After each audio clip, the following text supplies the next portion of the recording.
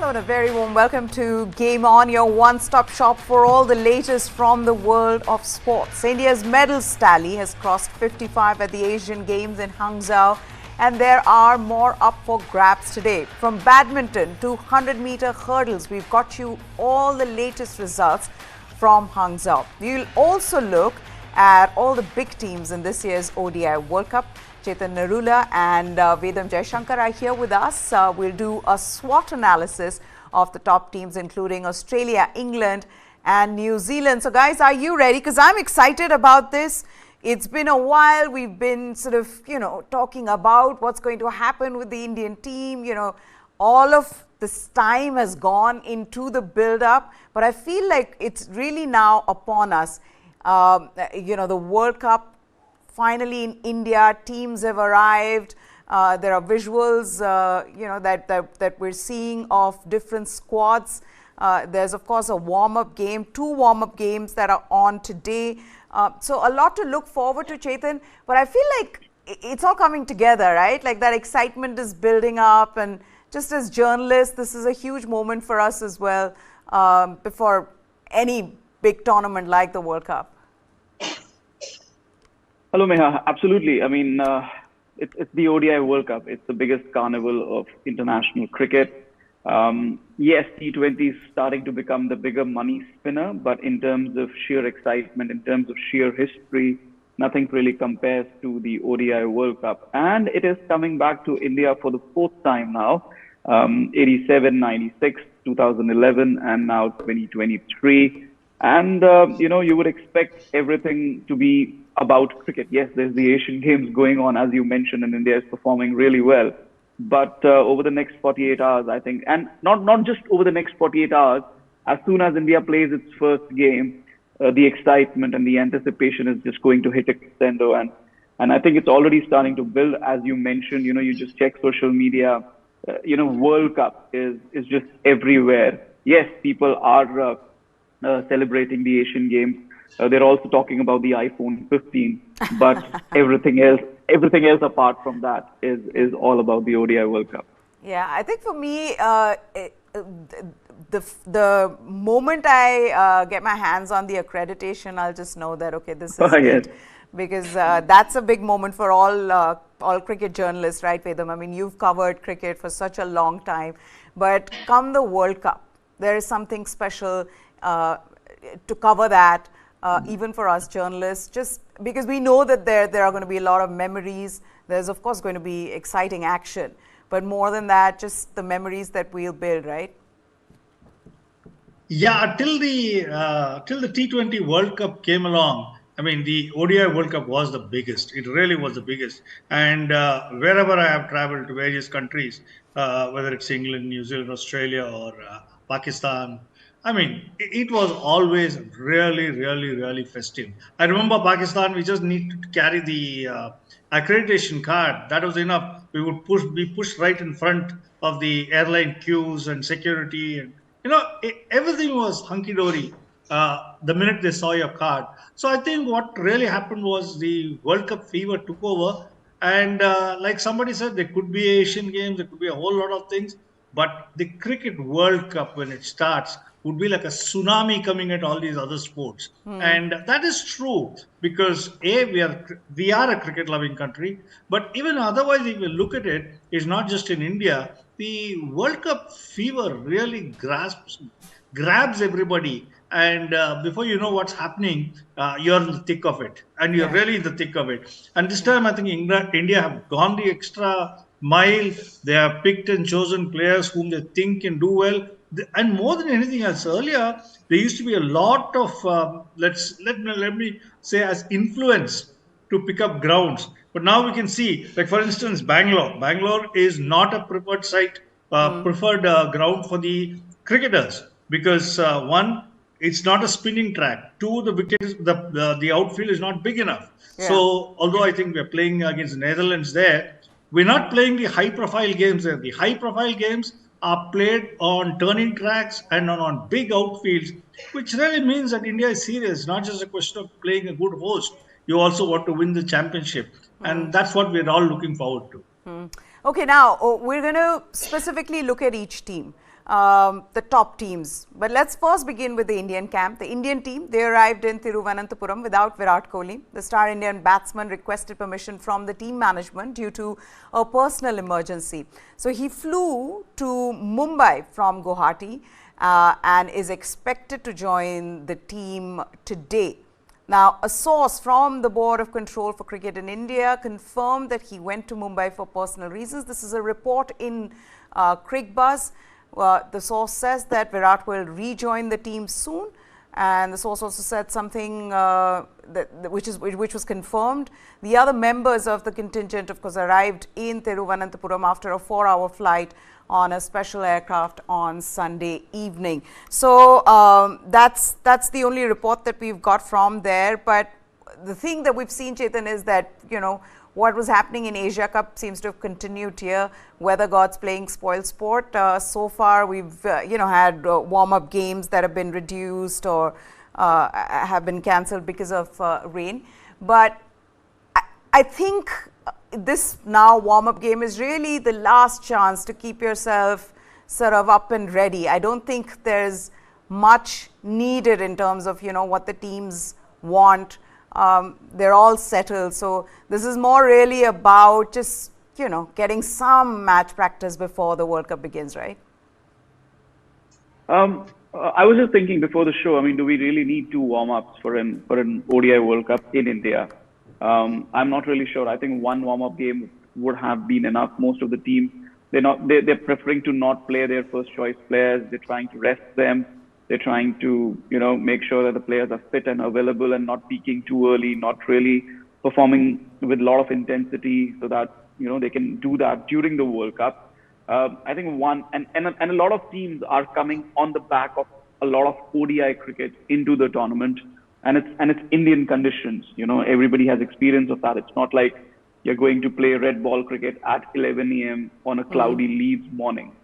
So for me, you know, I think 2 warm-up games is a bit much.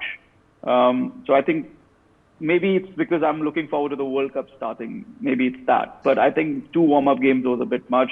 We are all ready for the World Cup to kick off. But yes, the weather is surprisingly playing a part. But also, you know, the climate across the country has changed over the last 4 to 5 years. And we see a lot more rain in September and October than is normal. So probably towards the middle of October, rains will start to settle down, especially in the southern parts of India. Maybe not so much towards Chennai, but in the other southern and western parts of India, it will start to calm down. I'm hoping there'll be no more rains in the north of India as well. So I think towards the middle of October, we'll see the rain start to recede a bit. But yeah, otherwise, I think what we have seen, the most important part for me, what we have seen from the first round of warm-up and what we'll see in the second round of warm-up as well is the pitches. And, you know, they are out-and-out batting pitches with a very, very interesting element of spin thrown in. They're not like the Rajkot pitch. They are more like what we saw in Mohali and what we saw in Indore, where, you know, batsmen are going to make merry, but there's also going to be a very, very strong element of spin, something which we didn't see at Rajkot, but we did see in both Mohali and Indore. And I think it's going to set a very, very early trend in the World Cup. Interesting that you say that, because when you look at this Indian team, and especially in the way they've played in recent times, you think that Vedam, they are really the favourites. They've got all their bases covered. But if there's one thing you think that India team should be wary of, what would it be going into the start of the tournament? Well, I would think overconfidence because, you know, as any organizer would do, you would prefer laying out flat pitches for other matches. But for India matches, you'll have turning tracks. So that's the best way to ambush some of the opponents, you know, give them a totally different track for India matches. And I think India will do it. And as far as playing, and if you really look at the team that India have picked up, you know, so many spinners, and you also have batsmen who will attack spin bowling, like Surya Kumar Yadav or Shreyas Iyer or even Rohit Sharma. These are all guys who, and Gill, let me not forget Gill. KL Rahul, if necessary, can really go after the spin bowlers. So I think we have also chosen batsmen in such a fashion who could also go after the spinners. So I think India have got all their bases covered in case you need fast bowlers, you have the regular fast bowlers. So I think what could really get India is complacency. I can't see anything beyond that because when you needed an additional spinner, you got somebody like Ashwin, probably one of the best off spinners in the world. So I think India have things well covered, but like Chetan says, with so many of these practice matches, I can understand. You have 30 associations, you've got 30 grounds, you've got so many fellows with votes who can actually upset your apple cart. You got to keep them happy. So if you're not going to give them a World Cup match, you may as well throw in a couple of practice matches or something. So everybody would like to get into this World Cup fervor. And in a way, it's not bad because then the whole country gets into it. The only Yeah. point is if you're going to travel all the way and just watch rain, it's no fun. Yeah.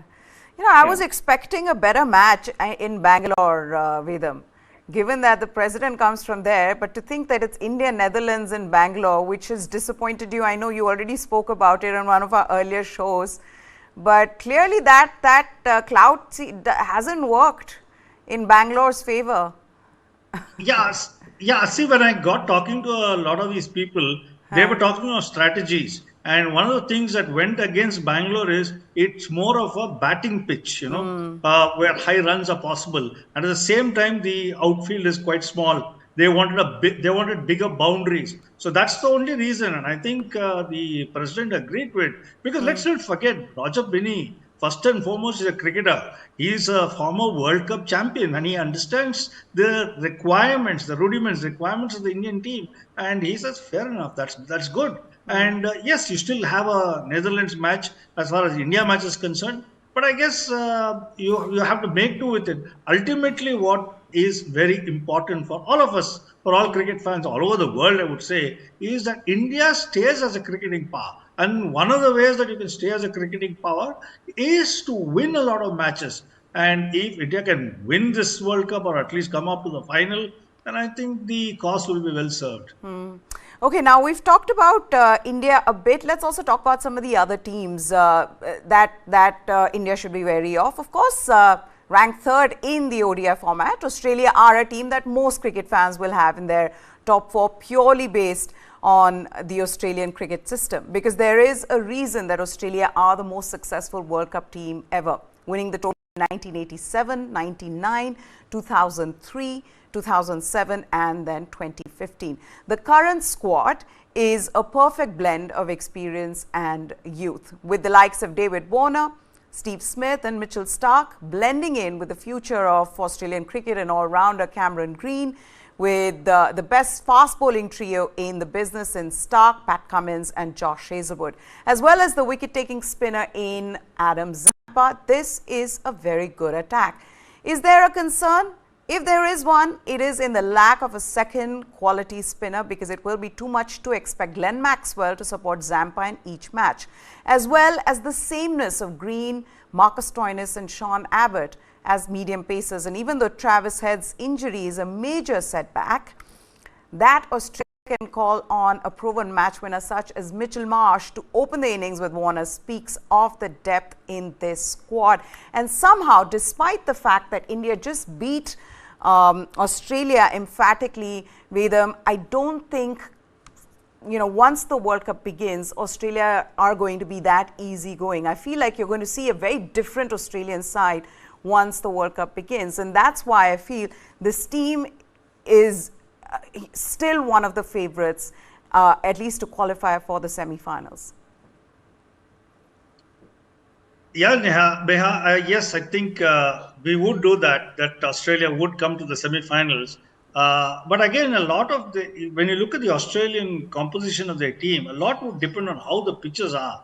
If they come on flat pitches, which I suppose India will provide for them for the other games, then people like Mitchell Marsh and all will totally dominate because he's a hard-hitting batsman. But on turning tracks, you need Maxwell to do well. You need Maxwell more than you need any of the others. So Maxwell, he's a great all-rounder. And once he gets going with his bowling, and I think he'll be absolute force multiplier for the Australian team. Australia have always done well because they are a combative team. They understand cricket. They have played a lot of tough cricket in India, not just matches against India, but also a lot of IPL games where many of their players have been the stars. So they understand the conditions. But I'm not so sure that, when they play on turning tracks like we saw in the ODIs versus India, they are as effective. So my personal feeling is that where Australia and India matches are concerned, yes, they would come across a lot of turning tracks. But on the other tracks, Australia would definitely be a far better side and far more dangerous side for any team. And that includes India. Glenn Maxwell as their second spinner, do you think that works? I mean, that worked in the last match they played against India, Chetan, but depending on him, a bit too much, especially in the conditions that they're most likely to get in India. How big a problem is that for them, the reliance on Maxwell? I think that's the only weakness, particular weakness that they have in their squad, that they don't have an out-and-out second spinner. But the way Maxwell bowls, bowling those 10 overs, he's just coming back from injury. He's not batted as much, but he was used up in bowling. And to me, what was more important was what he said after the match, that I was not supposed to bowl 10 overs. It's just that Mitch Marsh was not available to bowl and field, and hence I had to bowl only 5 overs. I ended up bowling 10. So that's the strategy that Australia is going ahead with, where they're going to share overs between Marsh and Maxwell and Cameron Green and Sean Abbott, and then figure out what is their 4th and 5th bowling combination, or even the 6th bowling combination in any particular game, depending upon opposition and depending upon conditions. Having said that, yes, the second spinner is a bit of a problem, but if you have your primary spinner taking wickets and supporting your 3 fast bowlers who are already doing damage of their own, you don't really need your second spinner that much. Let's be very honest about that. So in spite of missing a regular second spinner, I don't think it's going to be as big a problem as we think it will be. I think this is still the best team in the competition, man to man, player to player in a 15-man squad. I think Australia are the favorites for this particular World Cup.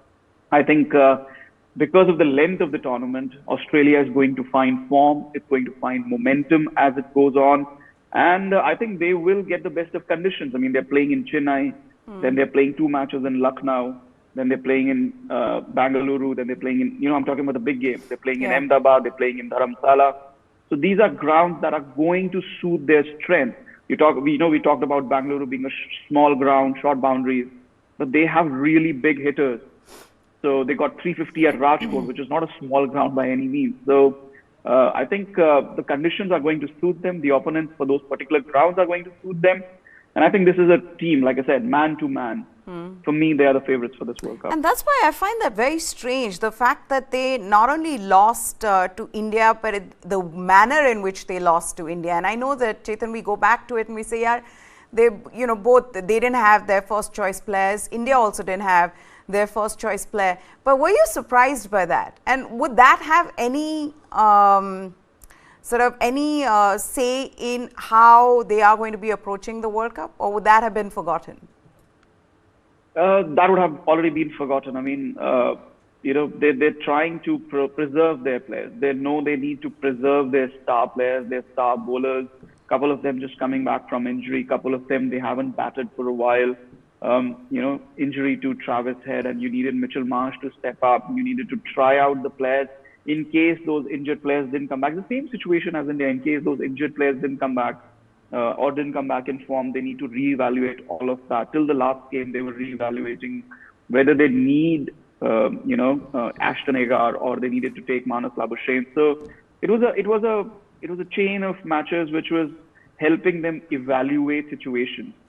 If you look at those 5 games that they lost in a row, in none of them they actually played their first choice attack.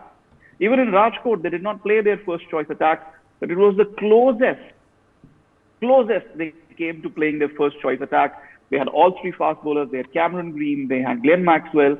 The only 2 players who did not bowl were Mitchell Marsh and Adam Zampa. And in that game, India nearly had its full strength batting lineup, probably missing just Shubman Gill. And it failed to chase down 350. So I'm not saying let's read too much into it. I'm just saying let's not read too much into the 5 losses that Australia have had. For them, it's about building intensity to this competition, and I think they have timed it absolutely perfectly. Okay, then let's move on to the other team. It's England, and they are, of course, strong contenders to retain the title they won at Lord's 4 years ago on account of their approach to white ball cricket, which sees them as double ICC World Cup champions in ODIs and in T20Is. They possess explosive batting and overall depth right from their openers down to their last man. England have packed in match winners capable of delivering the goods. They have at the top their best ever ODI opener in Johnny Bairstow, followed by the likes of David Malan, Joe Root, Ben Stokes, Jos Buttler and Liam Livingstone. They have some very quick bowlers in Mark Wood, Gus Atkinson, 3 hard-hitting pace bowling all-rounders in Sam Curran, David Willey and Chris Wokes. Then there is Adil Rashid, a terrific white ball spinner.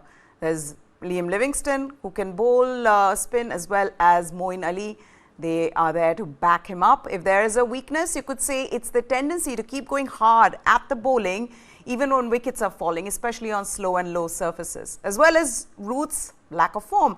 But when you have Bairstow, Stokes and Buttler in your side, backed by Livingstone in the lower middle order, you are pretty set for the World Cup defense. This team and the excitement around it, I think, Vedam, so much of this is just, it comes down to the excitement because of what they've done with white ball cricket, the approach that they have when it comes to white ball cricket. How do you see England coming into the tournament? Do you see them as the team to beat? Because at the end of the day, they haven't done well in Indian conditions. So will conditions overpower a team that is so good otherwise in white ball cricket come the World Cup? Yeah, I think England are the most dangerous side in this World Cup because they have everything going for them except maybe their attitude. You said they've not done well in India because they keep cribbing about everything from the weather to the pitch to the outfield to the grounds. I mean, they just keep cribbing. But if you really look at the talent that they possess and what they have brought into India, it's amazing. They played Test cricket with the baseball approach. So I wonder what they do to the white ball thing. Like you rightly mentioned, they've got explosive batsmen. And look at the quality of the spinners also. Moeen Ali is an all-rounder and he's a genuine all-rounder. And there is Adil Rashid also, who's an excellent spinner. So I think spin bowling also they are looked after. Fast bowling they are looked after. They have a set of explosive batsmen.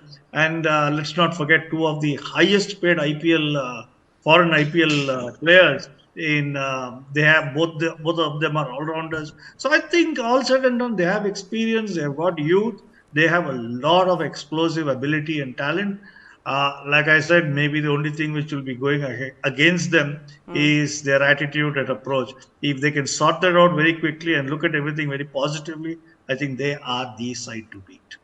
When you say that, I'm reminded of a photograph. I think it's one of the Insta stories of Jos Butlers. I don't know if you saw it, where they're all just sitting, exhausted. I think they were traveling economy because obviously how many ever number, 20, 30 players cannot all travel business class. And so there was this story with other passengers around them and they all looking exhausted. I don't know how much of that was them, as you said, they crib a lot when they come here. How much of that can be put down to that? They can charter their own flight. They can charter their own flight and use it to fly around. They got to blame their ECB for it. That's true. But just coming back to how good this team is on the field, and Chetan, what are you expecting from them? We've already seen the kind of batters they have. What is it that they should be wary of? I think complacency. That's the only thing. And for them, the biggest worry is what do we talk about when we talk about the knockouts? We say what happens on that particular day. There is no doubt in my mind that this team is going to reach the semi-finals. It is a contender for the finals. It's a contender for the trophy. There's just no doubt in my mind. The only weakness that I can foresee is what happens on that particular day in the semi-final, in the final, in the knockout. What happens then? What happens on that day? Are they outplayed by a couple of players from the opposition. Maybe their spinners are not working. It's very tough to find a weakness in that particular squad, and I'll tell you why. Over the last 10 days, Indian cricket fans have had one conversation. Should we play three pacers? We cannot. India cannot play three pacers. And that's simply because your batsmen till number 7 and number 8 are not good enough. But now you look at the England squad, and this is a squad which is perfectly built to play three fast bowlers precisely because their batting runs deep till number 8. They are proper batsmen till number 8 who have experience of these Indian conditions. Sam Curran at number 8, Moeen Ali at number 7. This is the depth that they are going with in this ODI World Cup, and it makes them. And even after number 8, you have number 9, Chris Woakes. Chris Woakes is not a mug with a bat at all.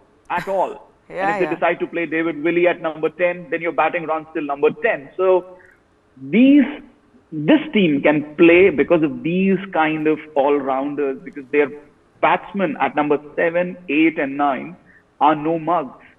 And that's if you're looking for an explanation why India can't play Shami, this is the explanation. Absolutely. And to look for it in an English side, it's very tough, very, very tough to find a weakness in this English side. For me, it's only a matter of what happens on that particular day when they come against India, when they come against Australia in a World Cup semi-final. Anything could happen, and that's the only factor in my mind that probably prevents England from retaining this trophy. I feel like when you're playing teams like England and Australia, Vedam, you just need to get that 30, 40 runs extra, because you know that this team has the kind of batting lineup that bats all the way down to number 10, 11, right? And I think that will be a huge challenge for India, conditions or otherwise. Now, when you're playing teams which are so good when it comes to their batting, you just need to score slightly extra. Yeah, that's one way of looking at it. Another way is the responsibility of all is the responsibility of none. If somebody has to take it up and say, yeah, I'll do it, I'll take the team across the line, you need that kind of attitude also in cricket. That's why they say stay till the end, back till the end, take the team across, because that is the sort of thing which is inculcated into you. I agree that England is an outstanding side, a brilliant team. They are probably the best team in the entire setup this year that we can see in this World Cup. But anything could happen to trip them. Like Chetan said, it's the game on the day. Whoever turns up on that day and whoever plays well on that day, one single performance can take the match away from either side. So I think England need to be more wary of that rather than their own abilities. But if they're going to go bang, bang, bang on a good day, it worked brilliantly. Maybe they'll even chase 400 runs. But when it's not your good day, then even those good shots will find somebody's hands or some brilliant catch. So I think England, while we accept that it is a world-class side and it's perhaps the best side in this tournament, I have my own doubts about their ability. I mean, their attitude, not about their ability, about their attitude. Because something goes wrong. Maybe the coach is held up in the traffic, or they've had a bad breakfast or lunch, and the whole team can get upset. That's the big problem. To take that off and stay on the game, I think that will be a challenge. Okay. You're talking about England of the old. England does not have the same kind of attitude now. I mean, Vedam, come on. You mentioned about that flight. You mentioned about the the social media. That's true, but you're talking about Delhi belly times and all. I mean, that doesn't happen now with the England team. Yes, Chetan. It is an attitude if I may. 500 years ago. Okay. Yes, Chetan. If I may, I mean, look, they're flying a long flight from London to Delhi, and then they're taking a connecting flight to Guwahati, and it was an Indigo flight, if I recognized from the seats, and there are no business class seats in that flight. And let's be very honest, the Indian population or the Indian society has a habit of just standing up as soon as the plane lands, as if they're missing another flight. I mean, it can get a bit chaotic, and for them, it's a cultural shock. I think more than anything, And yes, Johnny Bairstow has been part of the I entire... beg to differ. Cultural shock. They've travelled to India it is. enough times. No. No, Now I'm he now has, I'm now I'm but quickly tilting let me towards finish. Vedam. No. There's no culture shock there. They've travelled enough When he comes times. to They India. get paid No, a no, no, lot wait. of money to come Wait, here wait, and wait. play cricket in these parts. No, that's fine. Of the world. No, let's fine. What I'm saying is, when they come and play the IPL, they are not flying in commercial flights. They're flying in charter flights. When they're playing India in bilateral cricket here, again they're flying in charter flights. This time they're flying in a commercial flight with regular passengers. And I'm not saying that they are not used Suck to it up. Yes, it happens. I'm just saying we are reading too much into it. They've had a long flight from London, and they were just exhausted with the chaos and everything. And travel can get chaotic. I'm just saying that this is not, and I agree with you, with the point that you made, this is not the England of old. Yeah. It's a very, very professional side, and it's just a matter of conditions and the opposition on their particular day going against them. I don't think these off-field issues are what's going to prevent them from winning the World Cup. Okay, let's move on to the team that we all love other than India, which is New Zealand, always a team to be wary of at the World Cup. 6th ranked ODI team. New Zealand once again cannot be discounted. Runners up in 2015 and 2019. The Black Caps still have the vast experience of Kane Williamson, who's passed fitness in the nick of time, having been serious doubt after the injury he sustained on the opening day of IPL 2023. Trent Bolt and Tim Southee, and a crop of players with enough ODI nuance, from Mitchell Santner and Itch Sodhi to Tom Latham, Daryl Mitchell and Jimmy Neesham, to push the stronger teams at the World Cup. The question with New Zealand is whether they can compete consistently in Indian conditions, where in the past decade they have won just 3 of 11 ODIs, and earlier this year were blanked 3-0 by India, and how the inexperienced lot such as Will Young, Mark Chapman and Rachin Ravindra fare. So let's talk about then the team that we like, but somehow New Zealand, they make it to the semis. After that, sometimes they made it to the finals as well, and things just haven't turned out to or haven't gone their way. How do you look at New Zealand doing in this World Cup? Vedam? New Zealand are a very efficient side, but they don't have that what you call a spark or magic to really do something better. And like you mentioned that, the real key word in this is in Indian conditions. These guys may do very well in England, they may do very well in New Zealand, but I'm not so sure that they'll do very well in India. They may do well in a match or two, but across 7, 8, 9 games, I don't think they have it in them to really take it over the line. They will be competitive. All New Zealand sides are competitive, and this is also a very competitive side. They have a lot of batsmen who can do them good, and their bowling is quite okay, except in flat Indian tracks, they'll just get hammered. But otherwise, I think it's a good side, amazingly fit for fielding, brilliant fielding side, brilliant batsmen who on their day can do well, but overall in Indian conditions, I very much doubt whether I'd be surprised if New Zealand make the semi-finals, honestly.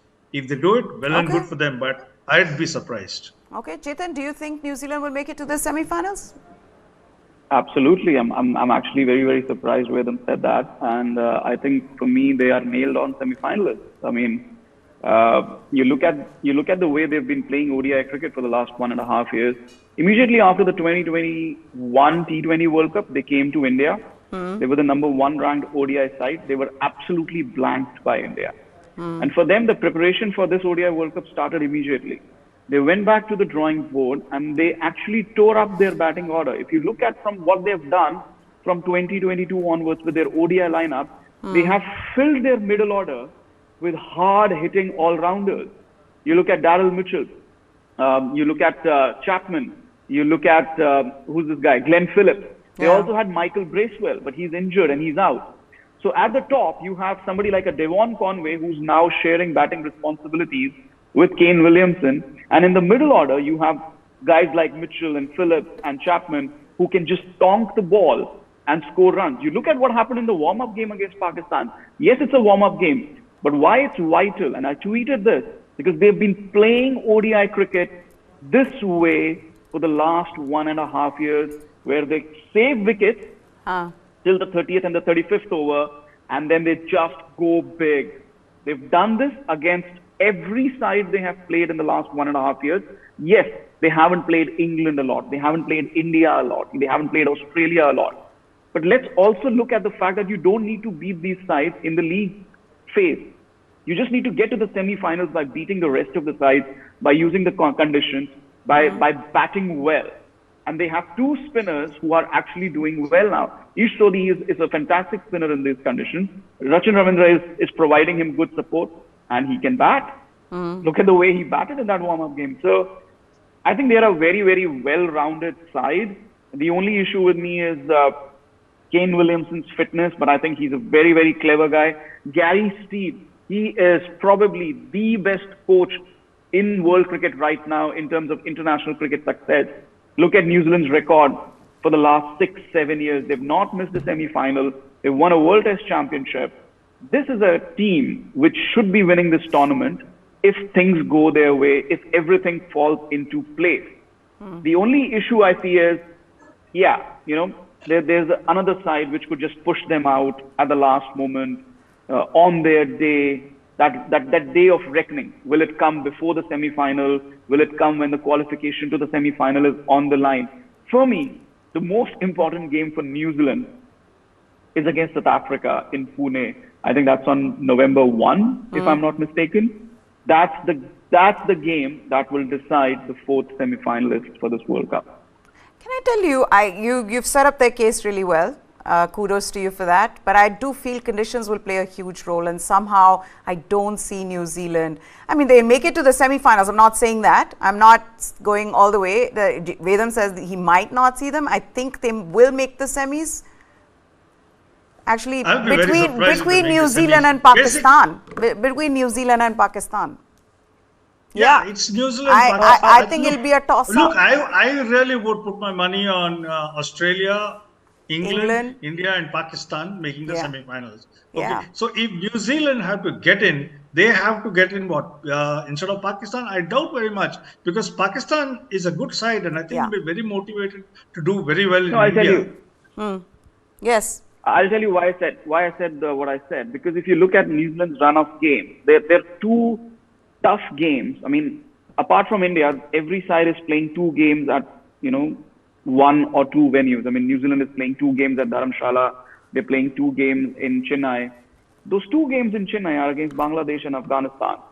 And the spin threat is going to be there. And New Zealand are not bad players of spin. If Kane Williamson gets going, if Devon Conway gets going, they're not bad players of spin. If their middle order gets going, they really can play spin.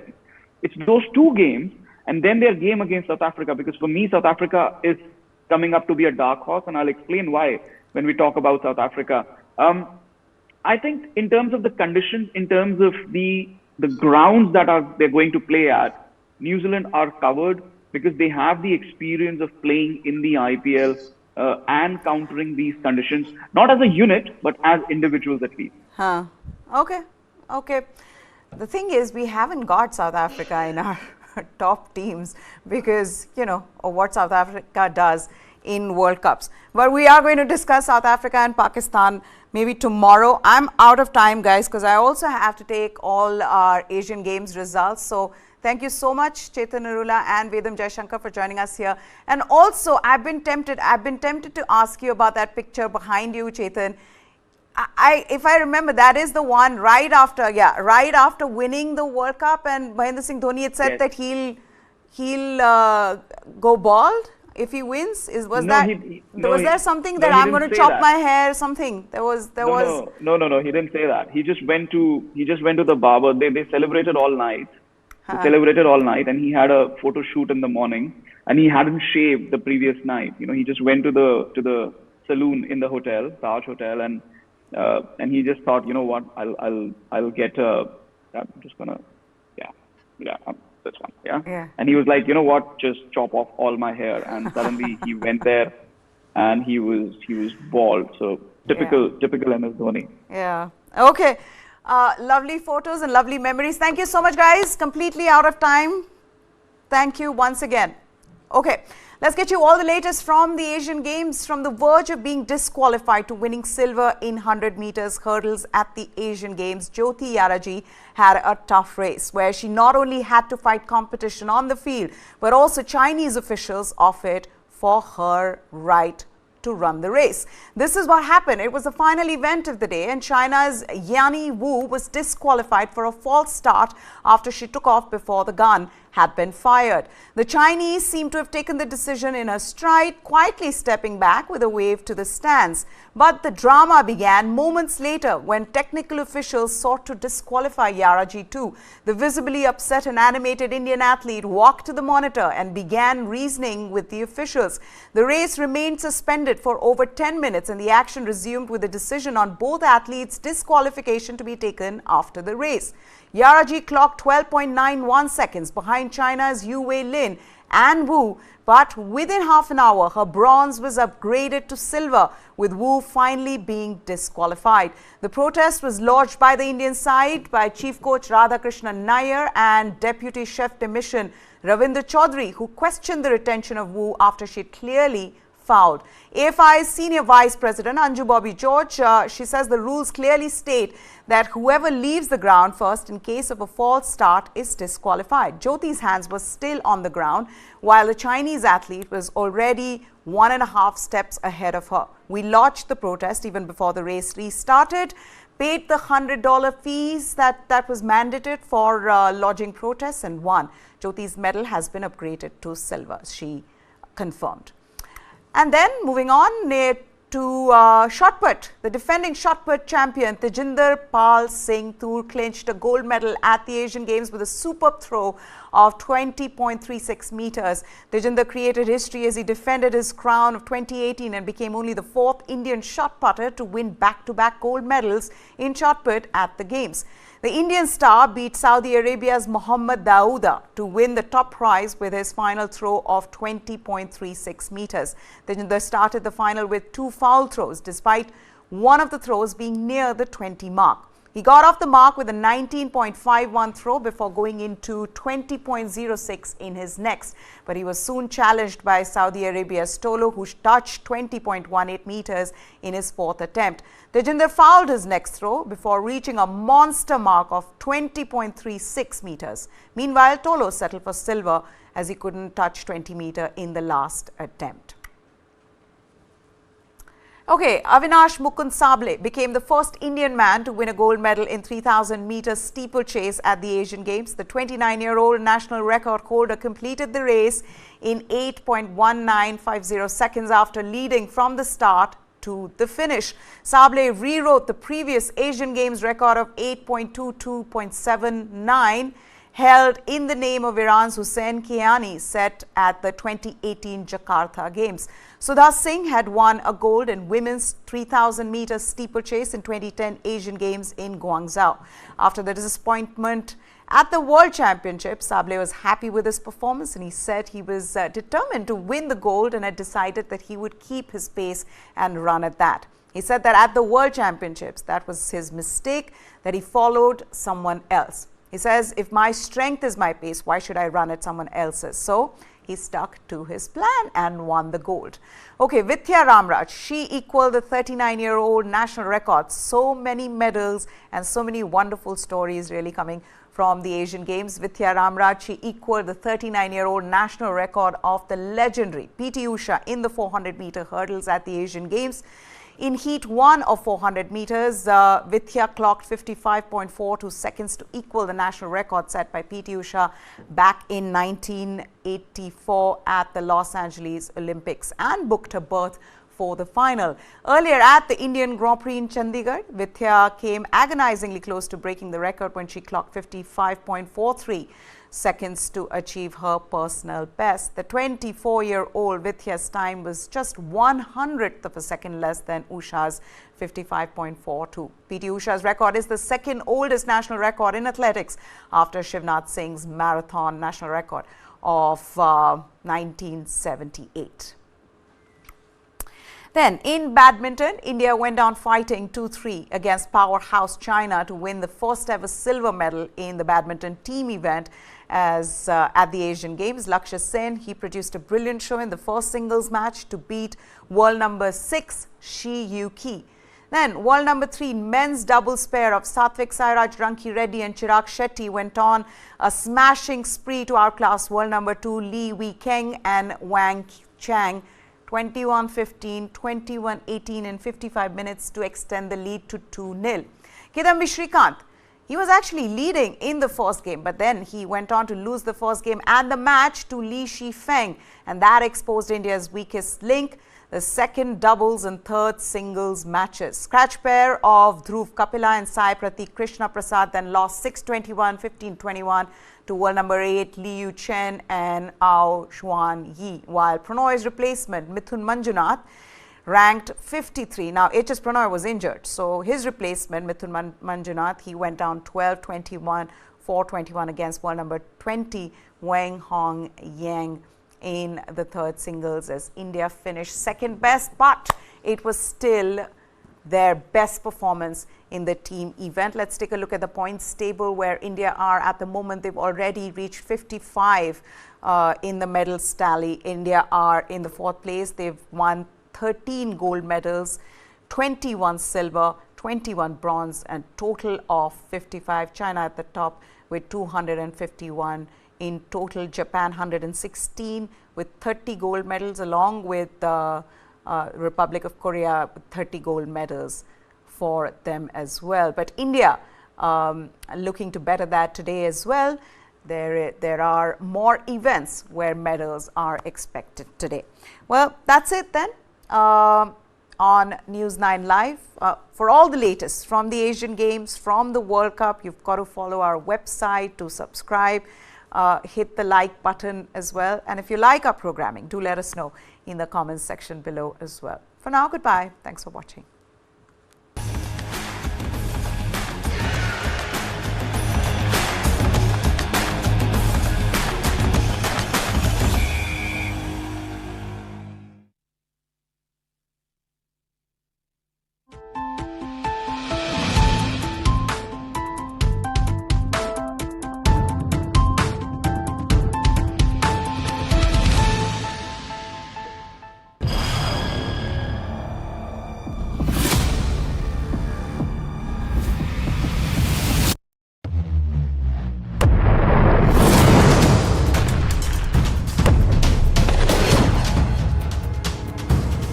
He thought he could outlast us.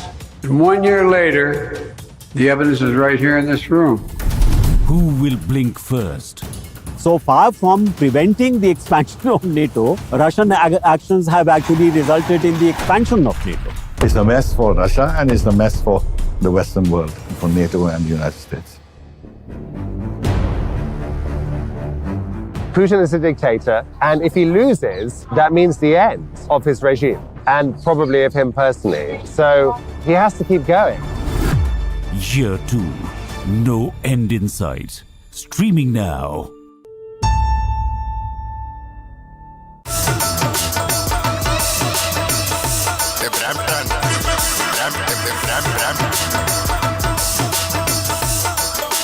अब मैं तो चलिया विदेश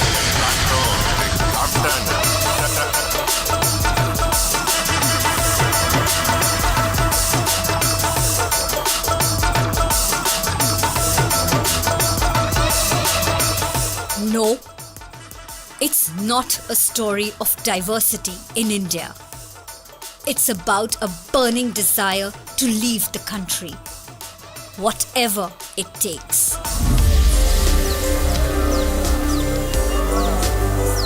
जो मिट्टी वाला जो टंकी है ना जे इंग्लैंड में है सभी और कनाडा में भी है जी सभी फैमिली। साथ वाली बाइट में है वो इंग्लैंड में है अभी। वो जो बाज बैठा हो ना जहाँ ईगल, वो लड़का डिपोर्ट होकर आया ऐसे अब 20 साल बाद।